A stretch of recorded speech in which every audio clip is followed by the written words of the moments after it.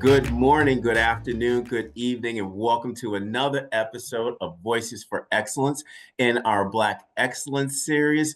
I am Dr. Michael Connor, CEO and founder of the Agile Evolutionary Group, and of course, the proud host of VFE. And as we're celebrating Black Excellence during the month of February, today I brought on what exemplifies Black Excellence. Every time I see Miss Paula Reed, I just got to shout, give her a hug, smile. Just most recently, we were on a panel together, and I found out maybe about a week before that Paula was on, and I remember saying to a partner, I was like, "Oh my God, Paula is on! Yes, I can't wait to see her." I was more happy to see Paula than to actually be on the actual panel because I love Paula so much. Miss Paula Reed, I would say there's probably about 3 people I know in the education ecosystem that knows everybody, and Paula Reed is one of them. She has just an illustrious career in education over 25 years. It spans over in higher education, K-12, pre-K services. She has been a steadfast, right? A steadfast in the business education ecosystem with supporting sales with startups, Fortune 500 companies. She has had every single position in the business education thread, from starting from sales accounts executive, outreach director, VP of sales and marketing, and chief strategy officer. Like I said, she knows everybody, and she is quote unquote the super connector. Started her business 7 years ago, where her business is just absolutely through the roof. BizEducation Consulting. So I can speak on and on and on. I can take the duration of this podcast episode to highlight what Paula Reed has done for the education ecosystem. So without any further ado, Miss Paula Reed, welcome to Voices for Excellence and the Black Excellence series. Yay! How are you? Thank you, Michael. I'm humbled. Thank you so much. When you asked me to participate, I felt just genuine love because I've seen you out here on the circuit. You and I have done different things together. We have mutual friends, and I'm excited for your success and all that you're doing with your organization. And I'm very proud to be here today. And thank you so much for having me. Thank you, Paula, for actually accepting the invitation. And, what I try to do is bring a diversity of experts on Voices for Excellence, moreover, being intentional of the expertise in a variety of different threads within the education ecosystem. And I wanted to highlight your expertise around business education, around improvements of relationships between learning organizations and businesses, and also to highlight the work that you are underscoring across the country. Paula, this is just an honor to have you on VFB. But I want to start out with a fun question because, you're one of the leading educational strategists in the ed tech vertical, in the business education vertical, in the pre-K through 12 continuum. But what song defines your leadership signature and excellence stance in the AC stage of education? And the AC stage of education is after COVID-19. Wow. That's funny because you talk about song and I actually think about songs because it's sort of a journey over the past 5 years for me. When I started BizEducation Consulting, it was 7 years ago, and 2 years into it, COVID hit, right? So I started thinking about, I always talk to folks and say, what is your walk-up song? What do you want to hear when you walk up? And I started thinking like, what? It's more than just that walk-up song. It's sort of part of my journey. And where was I at COVID? So if you let me be this old school person for a moment, I can say it started out when COVID hit in March 2020. Actually, my last conference was the CASA conference in Sacramento, CAAA, AAASA conference. And I was like, is this going to be 6 weeks or whatever it was going to be? And then we all went home and got dismissed from life. And I was an independent consultant. By that Monday, I was getting your contract's canceled, your contract's canceled, your contract's canceled. And I knew that was going to happen. So at this point, I was in the point of survival. So I thought back and said, Gloria Gaynor, I will survive. I kept thinking, I'm going to survive. And I kept my feelers out. I sat on every conference call, learning more and more about what school districts were doing, how they're experiencing this moment, the mental health and fitness for everybody, and things like that. And it was strange. About 6 months in, I got a phone call from a former client and a company I'm on the board with, and their CEO called me and said, "Hey, Paula, we believe that we can assist people, um, uh, school districts moving forward when they come back to the classroom. I want to brainstorm with you on what we can do to be able to get our message out." And at that point, it was like my first entree back into the workspace. And then all of a sudden I said, you know what? I'm blessed. So, Jill Scott, I'm blessed. I said, I'm really happy that someone looked and remembered me and said, "Hey, Paula, I want to work with you. Let's do this." And then things started falling into place and I started getting more and more contracts back.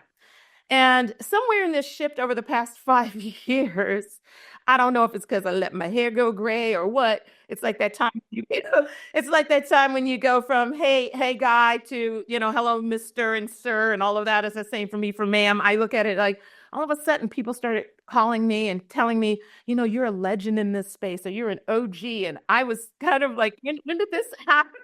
And over this time, but I mean, I took it and I really appreciated it.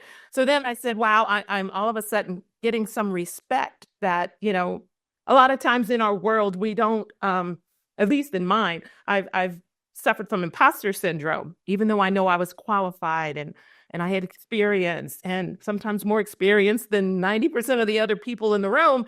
But you get to that point where, am I good enough?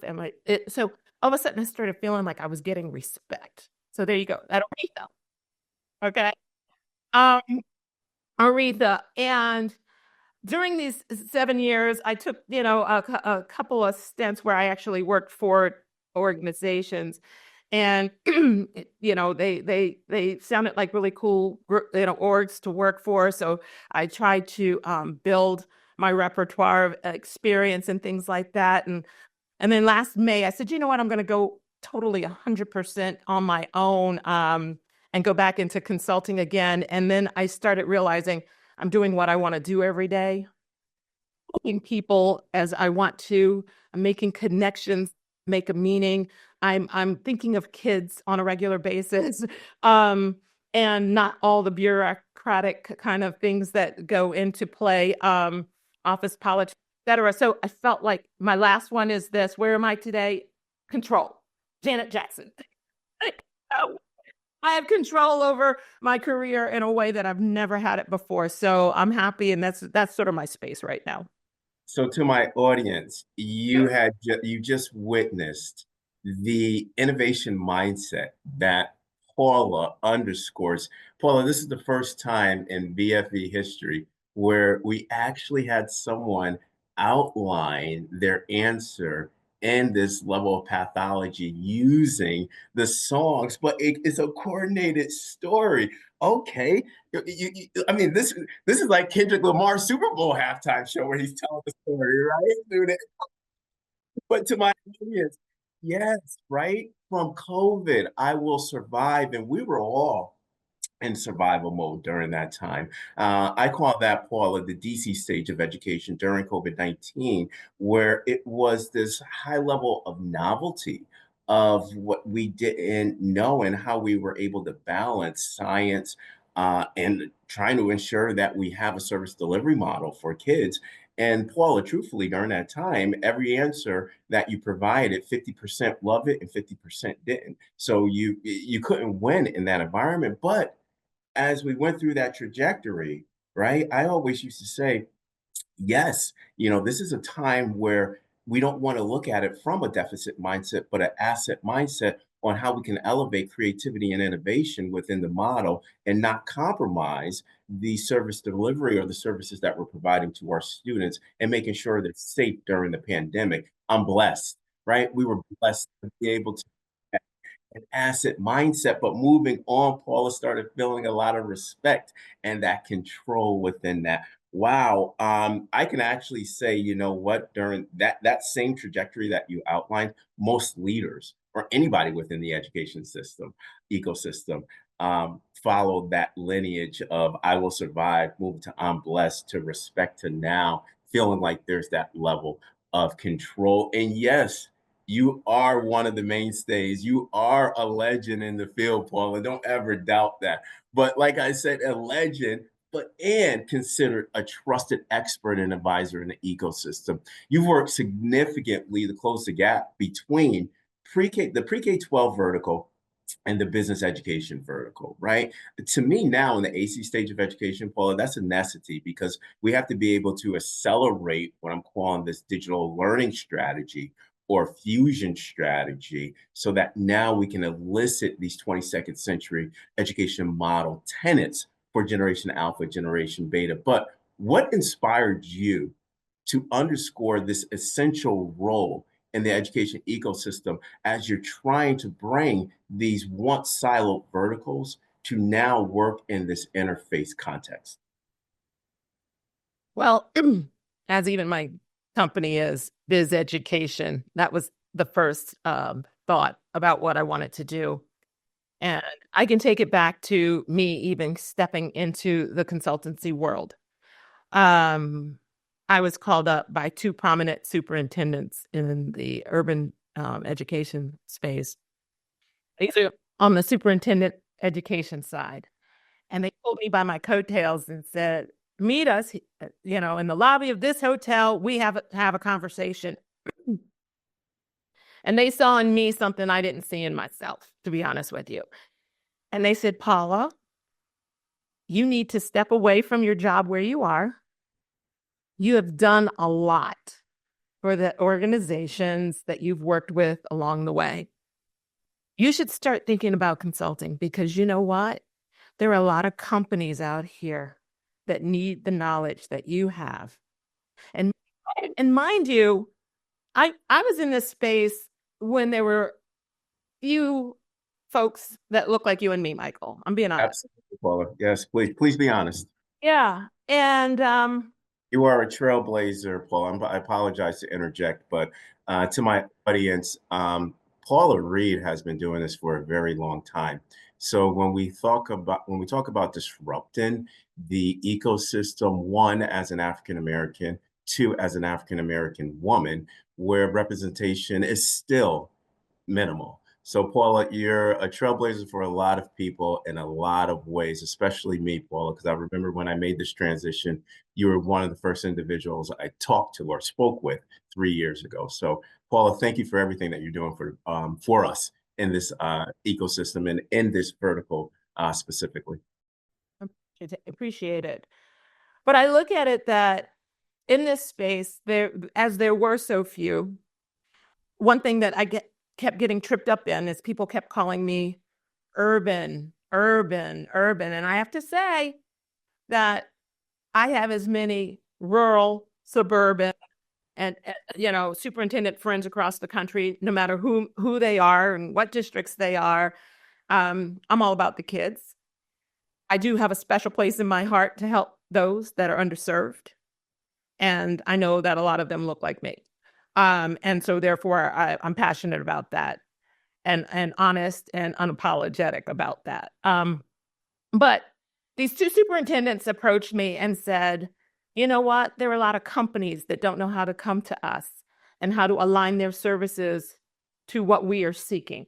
And therefore, Paula, I think you should go out on your own and start building your own network and making these connections. It was it was so strange to me that it's almost like these birdies came down or these angels came down from heaven and told me, you know, put it in their mind to have me sit down with them. And I felt so good about the fact that these are folks on the other side of the aisle thinking that I can give something and move something forward from the business side to bring everybody together. Then when I went out on my own, I started seeing the plethora of products and services that are out here that are not getting into the hands of students and teachers or administrators to help them be successful. And I always say, when people talk about products and services, I said, if you can't help with time, effort or money for a school district, your product isn't worth the dime, worth the dime. So I'm thinking all the time from a marketing standpoint, if you can't prove all of that, then you will not be successful in this business. So I thought, how can I help folks be able to articulate what their product or services can do in those three roles for school districts? And that is where I kind of, it's sort of my guide. And when I work with these companies and all of that, I think in terms like that, and they come to me and ask, like, how do I present myself? A lot of people have these nice tech services and products, but don't know how to fit them together. So I look at it as, how do I work with strategic plans and the benefit of school district leaders and their students, and what products and services are out here that are in alignment, that can help and support, both people on each end and bring them together. And that's my goal. That's my North Star, to be able to bring these people together and connect folks who need the services and seeking the services, and those people that have these amazing services available. Yeah, yeah. And Paula, thank you for that answer because I really love your response when you talk about products and services and how the software solutions, these new emerging technologies, need to improve on time, efficiency, and money. When I think about that, right, and when you brought up time, efficiency, and money, when I go back to reminiscing at the early stages of when I was designing my platform with my software engineers and psychometrician and data analysts, I said that we have to be able to capture the artificial intelligence and the analytics together to ensure that we want to be able to look at the efficiency of time within the 22nd century model. We want to be able to look at systems efficiencies, but moreover, what are the strategic resources that we can be able to have districts or executive leaders repurpose within their organization in a forecast and predictive context within my platform as well. I really love that. And also, too, the integration, right? You highlighted the importance of these solutions to be in alignment and integrated seamlessly into the strategic operating plans or continuous improvement, district improvement plans or continuous improvement plans of these learning organizations. Because again, Paul, I want to extend on your knowledge is that yes, that is digital learning strategy, digital renaissance, creating a digital culture simultaneously in this triangulated manner. Paula, you brought a point up, that integration piece, and then the development of the product, service, and solutions. I want to extend on that response. Paula, most of our students now, on a statistical measure, 57% of our students are Black and Brown. We have to ensure that there's these rudiments of or elements of being culturally responsive or developing culturally responsive solutions in alignment to the student demographics or the percentage student demographics in education, 57%. What advice do you have for these startups or for these solution providers to now, I like to say, exploit and explore their product to integrate seamlessly culturally responsive elements and tenants? Who's at your table? Oh, go ahead, Paul. Go ahead. Listen. Be the name of my book: Intentional, Bold, and Unapologetic. Please be unapologetic with this answer. One thing I got during COVID also, just so happens to have been a significant shift in our culture, was the George Floyd situation, his murder. And we have folks that said, whoa, wow, I should have Black people on my staff. And I got phone calls after phone calls. Paula, do you know any Black people in this business? I'm looking for, this is my favorite.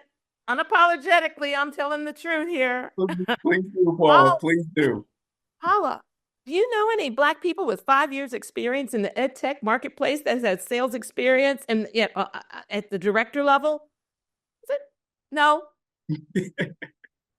What do you mean? And this is, I'm being facetious here. Yes, Yes, there are, yes, of course, of course. but you're going to sit here and call me because at this moment, not a movement, the moment that was happening at that time, um, they thought maybe we should have some Black people in at our company. So they would call me and they asked me these questions, and I said, what I do know are a lot of highly qualified, educated, experienced people in maybe other verticals, but they can easily translate over into this education space if you would be open and willing to bring them on, like you bring other people on that don't have the experience and you train them up or whatever. I can definitely bring you over. I know a lot of people that were staying in their space and not willing to hop around just because someone thought all of a sudden, at this moment that we should possibly hire somebody of color to fulfill this checkbox. So when you say this, I kind of chuckle and I laugh because, yeah, there was a lot of times where I was trying to help them as much as I can. But when it comes to me saying, are they at the table? When it comes to product development, are you seeking people that don't look like you? I don't care who they are, what it is. People hate this DEI now. I'm sorry. I'm all about it because those people at your table make your products and services all that better. I've done audits on products before and looked and seen that, it's coming from a different perspective than mine. And I challenge people a lot of times to look at their product in terms of other people's eyes. Are people in your product team? Are people on your marketing team? How you market and how you voice what you're doing is really, really important. I hate when people bastardize some of the language. I've had people come to me and say, we believe our product is equitable, but we don't know how to define it. Interesting. So I will help, companies be able to define how this impacts the inequities in the education system. So I look at it as the fact that if you are an organization out here and you are not embracing all that others can bring to the table beside yourself, and you're not just hiring everybody who looks like you, and you plan on putting this in front of folks that know that 57% of the students are Black and brown in this country, it's going to falter. People can smell the insincerity. I remember there was one woman who was an African-American educator in the Northwest, and she says, I'm going to start decolonizing my vendor pool because I only want people who have the vested interest of my kids and here to grab a dollar, but are sincerely to help Black and brown children. And she says, if they are not, then I need to find somebody who is. So this is out of the mouth of an educator who really, really, not saying, if you're a business and you're a white CEO that you cannot work there, but you have to understand what her school looks like and the students that are there and the educators that are there and be able to have a conversation with them and be able to understand the issues and concerns that they have on a day-to-day basis. So always thinking about from the business side, how you can mold either your product or services to once again align with who your product is being used by. And Paula, thank you for that answer, right? Because in the AC stage of education, we have to be intentional with regards to designing products, creating instructional frameworks, leveraging systems from a pre-K-12 lens that we have to be culturally responsive.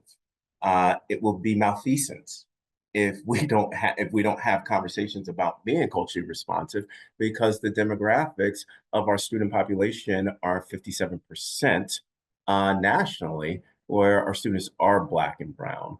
And then also too, Paul, I really love this because within the ecosphere, the various tenets, right, of the education ecosphere, when we look at this from the business aspect of it, we have to have those conversations within these companies, within product development and product design. To my audience out there too, we have to too, if you're on that business education aspect alignment and you are a company, whether it be an ed tech company, Fortune 500 company in the education field, you have to be able to challenge your software engineers, your UX designers, your psychometricians, your data analysts to not look at the exact model outputs based off of the data, but there will be rigidity within the model because, again, you're looking at it from a culturally responsive lens. The elements of when you build in those rules classifications of students that live in poverty, that students that are Black and brown, students that are special education students, the various student groups that fall into our schools today, we have to align those models and expect a rigidity because that's where innovation, creativity, and experimentation will lead to all. Thank you for that, Paula, because I think that we need more representation on the back end design so that now the model outputs, right, will start being in alignment with our students. We still just the other day, Paul, I was speaking to somebody who was an educator and put in a prompt, and I believe it was Claude put in a prompt that was focused on Black History Month, and the response of the AI was they didn't have enough information on it. Okay, so now when we think about when we design those large language models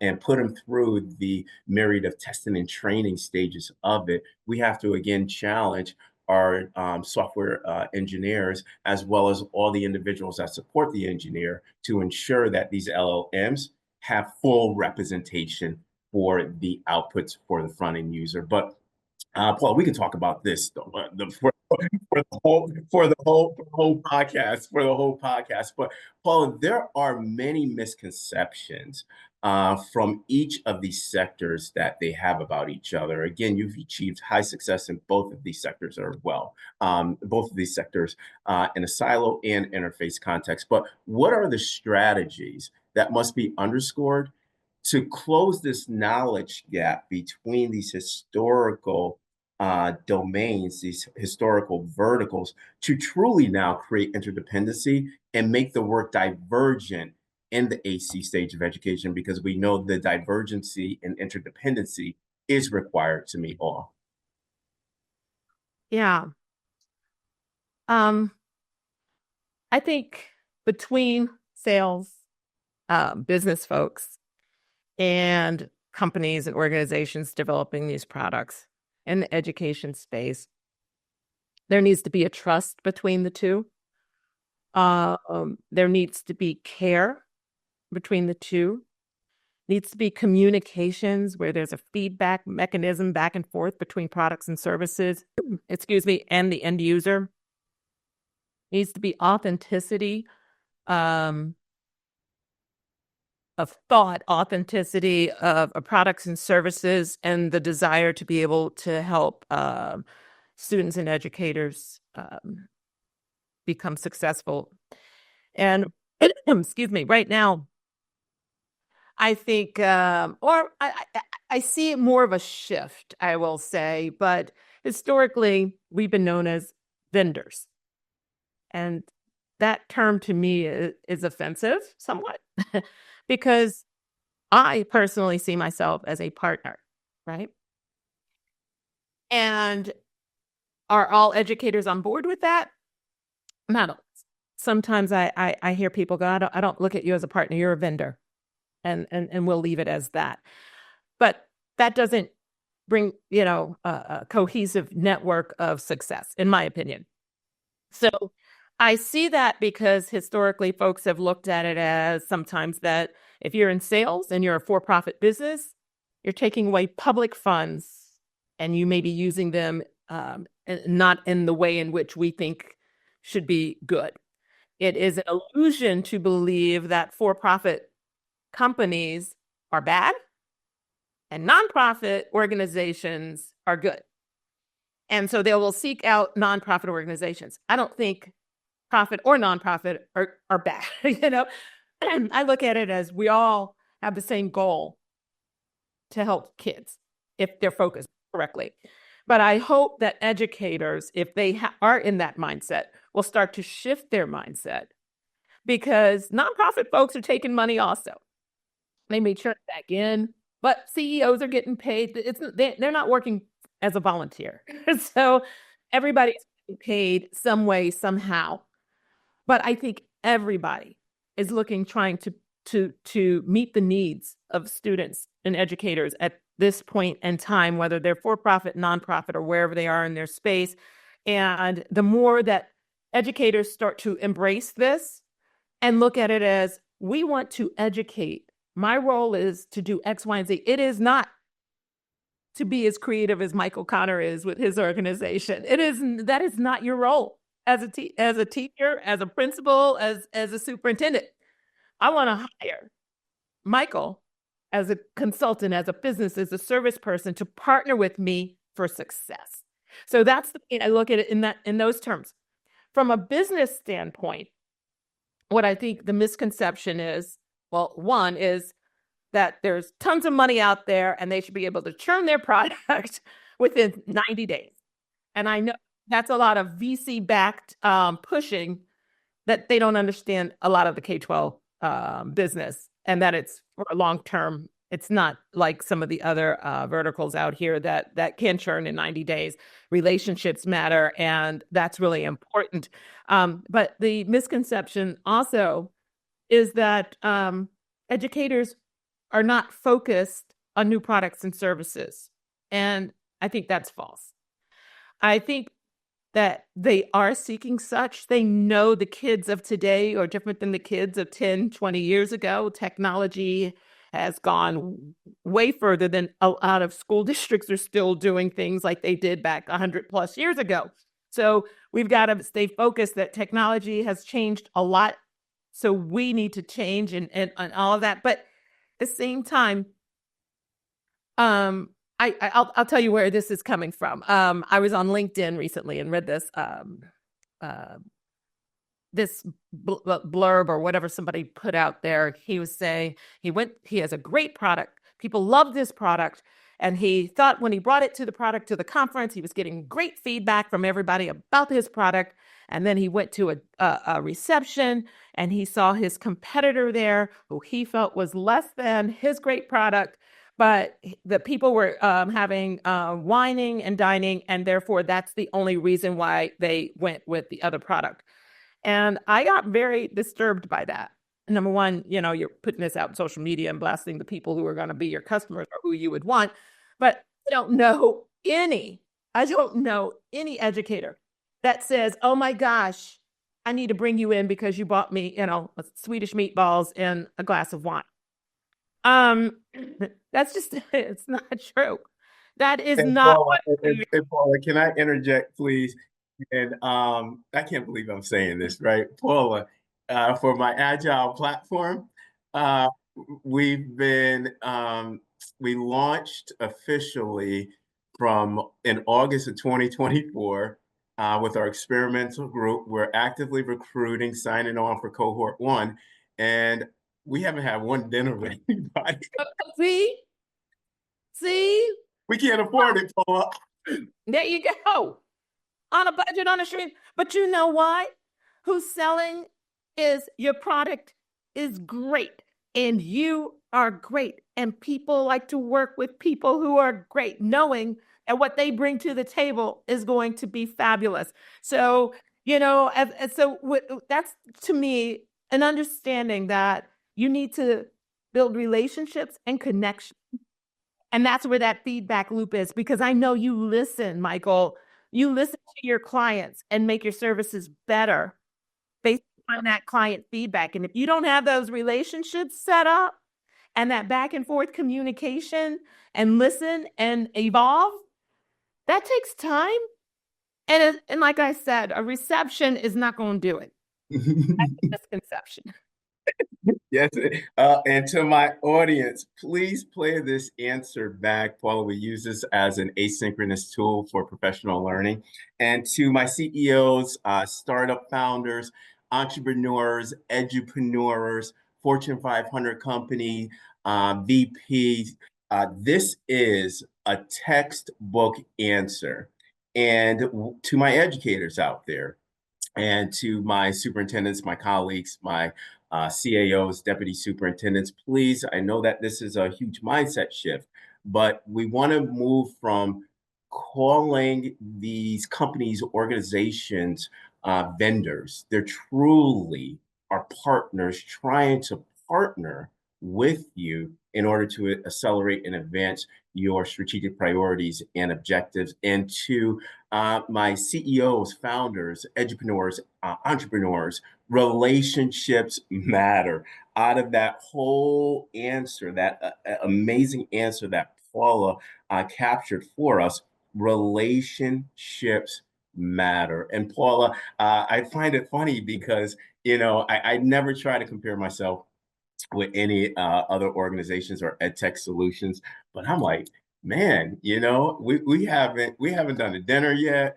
We haven't done anything fancy yet. The budget doesn't call for that yet. But we have, you're right, Paula, the intentionality of listening to all of the leaders within the experimental group, unpacking business problems and saying how we're going to partner through the platform to accelerate your priorities and your goals. Hey, my solution is we're not finished. What can be improved, right? A critical friend, a critical feedback that leads to the iteration process of improving my product. So you're right, Paula. Relationships does matter. But this past calendar year, right, you've seen many innovations and at a variety of different stages.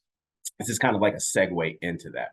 You've seen pretty much every ed tech solution, including knowing my product, the Agile Diagnostic and AI platform, go through these iterative stages and design for prototype, closing the feedback loop, as you stated in your last answer. But Paula, we want to know, right? We want to know what are the current education trends and innovative tools out there right now that are being underscored. What are those emergent technologies that are having that futuristic impact so that now we could focus on these solutions or taking a look at these solutions for the 22nd century education model and 22nd century readiness and awareness focus? There are a lot of products that are out here, but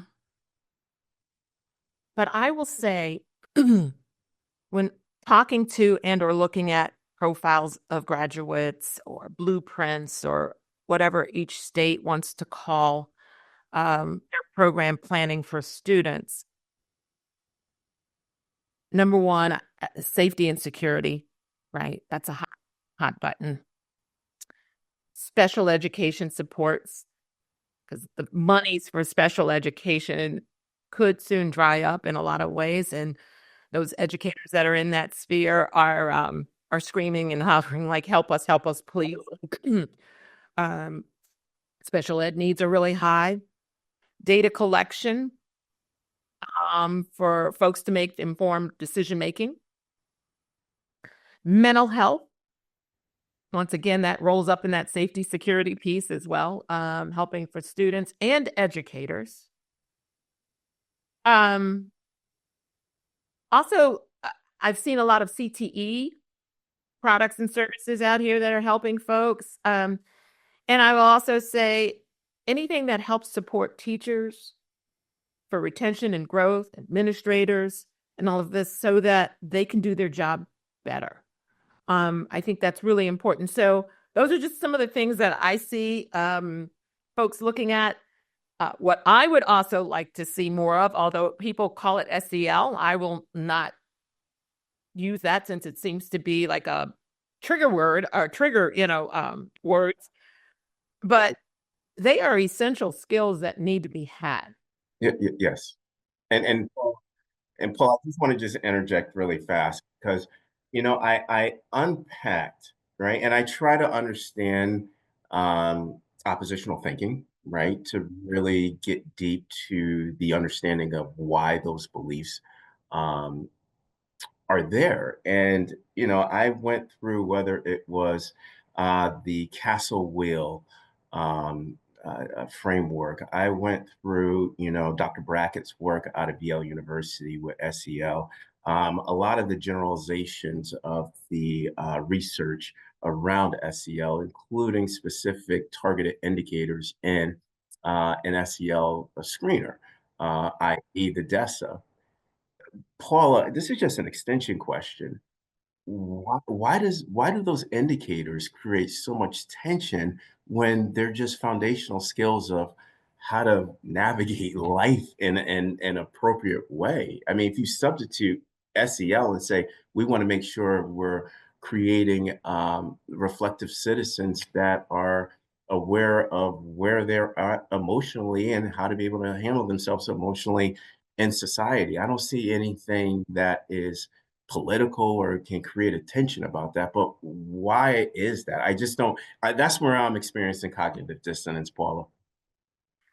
Well, Michael, I think it's an outcry or an extension of a lot of the letters, I call them. CRT. CRT is SEL. And it makes my mind blow off. Like, where did this all come into play? That caring, concern, love, resilience, all of this is not for all kids, you know. I think it got convoluted and mixed up in this in the culture wars. And so what I try to help businesses do is to say your product is your product. It's doing what it's doing. Even if it's like a mental health kind of a service or SEL service, I said you still have your product. It's how you market it now, because you got to switch your wording to align with the stupidity, I will call it, and the ignorance around what SEL actually is. I don't even like calling them soft skills. They are essential skills to live in today's society. So many of our kids are down in their, their cell phones or their computers, and they don't see the world around them. And I see also a lot of times, even with when people come with Ubers or Lyfts or whatever to pick me up or to have any kind of interaction, a lot of these youngsters do not know how to look people in the eyes, how to have conversations, how to maneuver in the world of the social world. And that still needs to be taught. And it needs to be taught double time, because we are competing against these devices that are removing them from human interaction. So I tell a lot of times people who have formerly used the term SEL as part of their product services offerings or focus or whatever, to use the term mental health and fitness. And I say, as soon as you start to change that language a little bit, people say, oh my gosh, yes, we have issues with mental health and everyone needs to have better fitness to their mental health. But if you say social emotional learning, oh, no, no, no. So what I'm saying again, for products like that, just change your marketing language. It's the same product. Just shift your language. Paula, I agree with you 100%. And I guess maybe I'm thinking about this in a very technical sense that SEL, mental health, and fitness. Yes, I just don't get it. And one other essential skill, Paula, and my mother taught my son this because she thinks that every kid in Generation Alpha and Generation Beta needs this skill. You're gonna laugh. How to write in cursive. So my mother taught my son how to write cursive. But anyways, Paula, Well, Paula, I am a family historian. I love genealogy, and I have to agree with your mother because I pull up census reports, and it's all in cursive.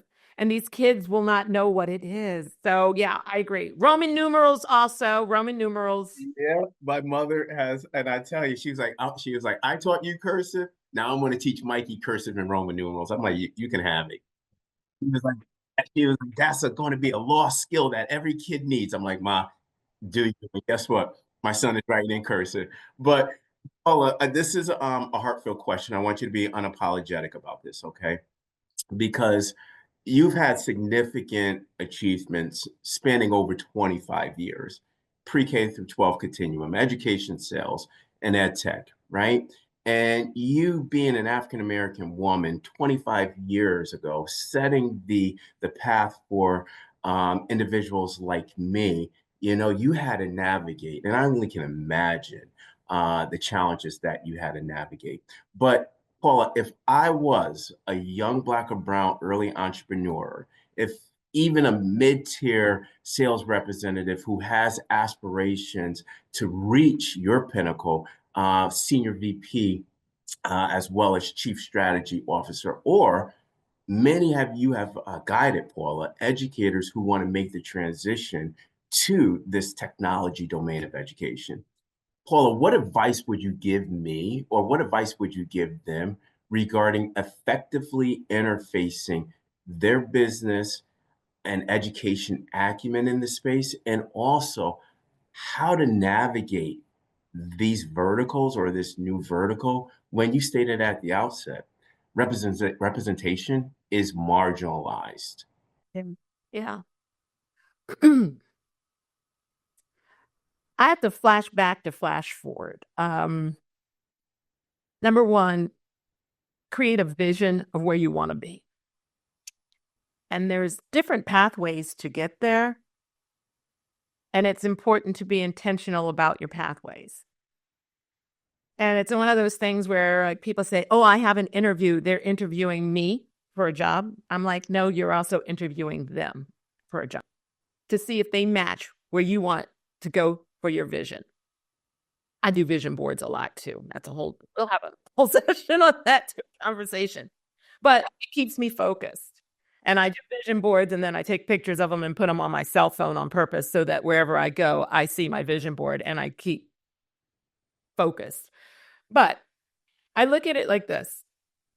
I worked for a company. Let's put it this way. I was interviewed for a company, and this goes into where we are right now with qualifications and experience, et cetera.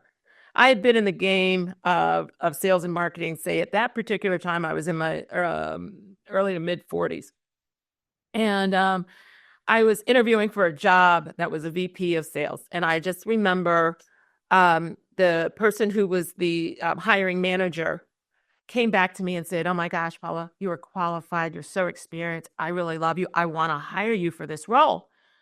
But there's this guy that happens to work with my daughter. And he is just graduated from college, and I think he has a master's or something like that. But I thought he was so good and he would be so qualified for this position too. And I'm looking at you and I'm looking at him. And now, mind you, we were not of equal. I had 20 years experience in the game, but he happened to be white. He happened to be a friend of her daughter. He happened to be someone she wanted to excel, and she wanted him to grow. And she thought this position of a VP position would be fabulous for him. So she says, you know what? I'm going to split the job in half. So you get some of the territory and he gets some of the territory, but we'll both call you VPs. So he came on board. I came on board. And mind you, I absolutely love this guy, but he was extremely green. And his trajectory for his business and life, he's amazing. But I look at myself, and here I was experienced. We all got same pay. We all got everything, but I had 20 years more experience. And I say all of that to say that I took that job because I knew that title would mean something on my resume when I was looking for other jobs. I had already been an account executive, a director, this, but now all of a sudden I'm getting a title of a VP. I needed that experience, and I did not want to drop it. So my focus was not on dwelling on the fact that that was a weird hiring experience. My focus was, how am I going to get as much out of this job as I possibly can? Because when I do the next job, I'm going to spin off of that. So each time that I have gotten a job, it is to see what I also can get out of it from a growth perspective, all to lead toward my vision and where I want to be. It's okay to be the only one of color at an organization, but make sure you pave the path to pull in others. When I tell you, people ask me all the time, I am always helpful when folks call me up or get on LinkedIn, Paula, I'm looking for a job. Let me help you find one.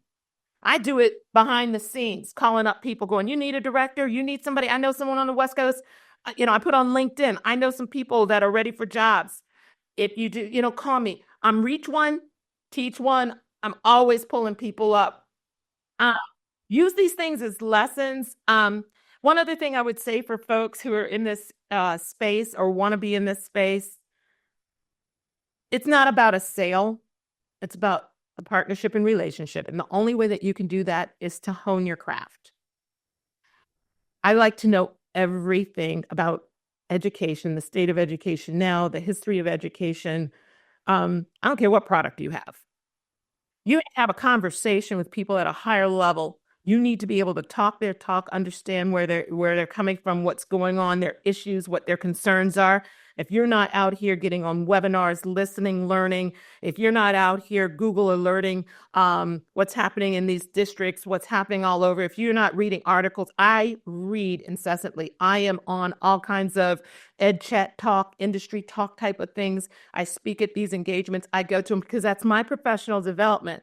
The more I know, the better partner I am to school district leaders around the country. So I tell that to younger folks all the time.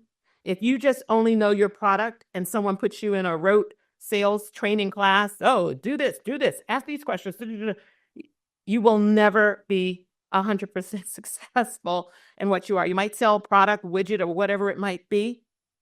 But if you really want to make an impact, if you really want to build relationships over time and have connections with people or relationships with people, you have to understand their plight.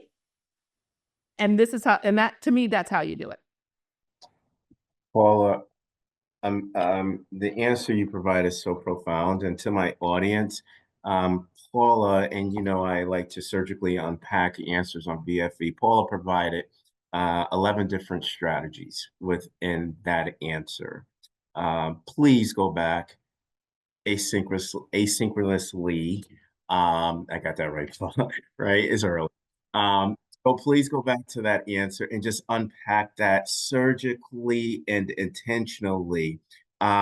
She started out at the outset, vision with vision boards, knowing where you need to go, kind of like that reverse engineering process and a growth perspective to your vision. I love that, Paula, because it is about relationships over time and that continuous learning.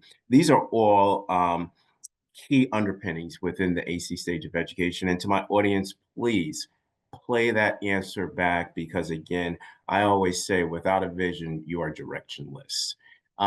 Last question, Paula, on VFE. Now, I'm going to try to limit you to 3 words. I probably won't be successful with this, and I hope I am not successful in this because selfishly for my audience, I want them to have an expanded answer with the 3 words that you're going to provide, but take it as it is, as I tell everybody. What 3 words do you want today's audience to leave with regarding transformation and educational partnerships for Generation Alpha and Generation Beta in the AC stage of education?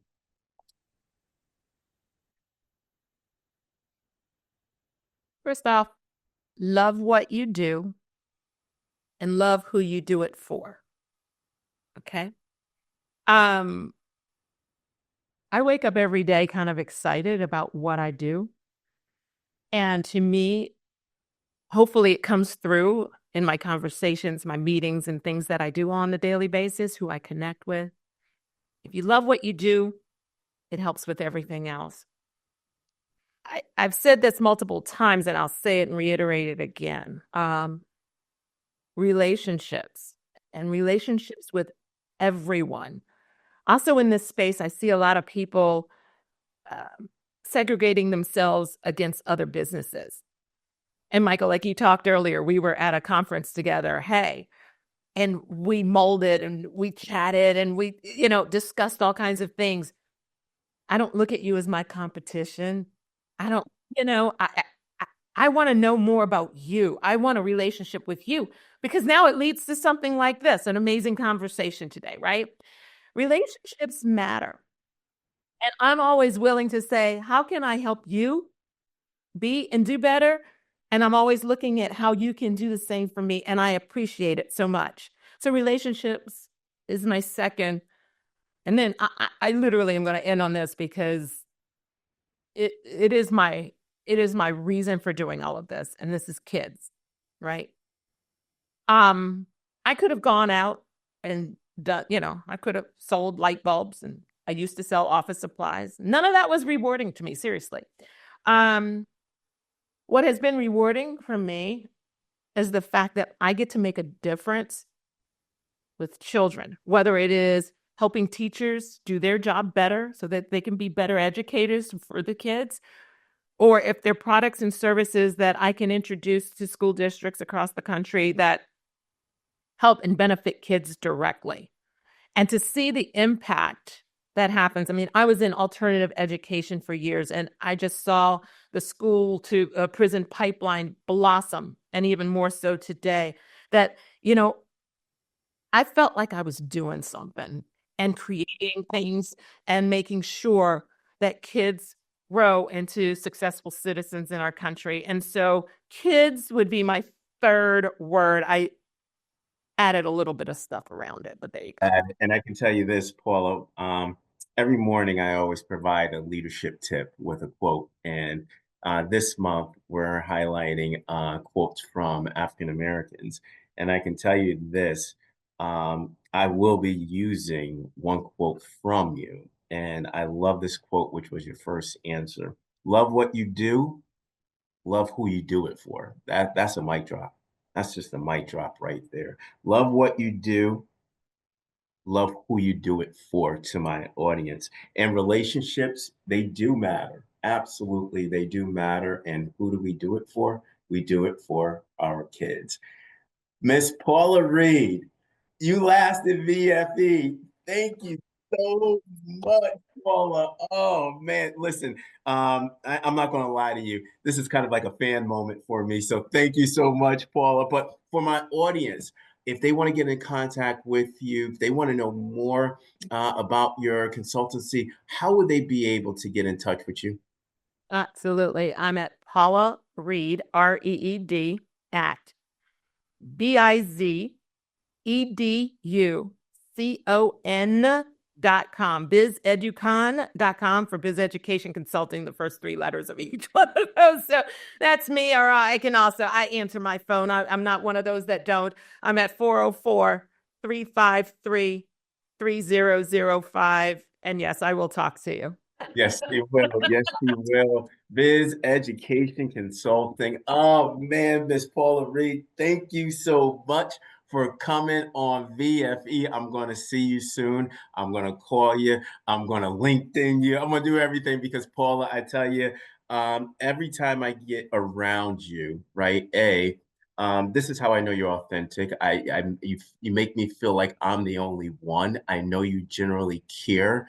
And two, you are just available anytime and no matter what circumstance or situation, Paula, you've always been there. So thank you for everything that you're doing for the ecosystem, and thank you for everything that you're doing for me as well. I appreciate you. Thanks so much for having me. Thanks, Paula. And on that note, onward and upward, everybody. Have a great evening.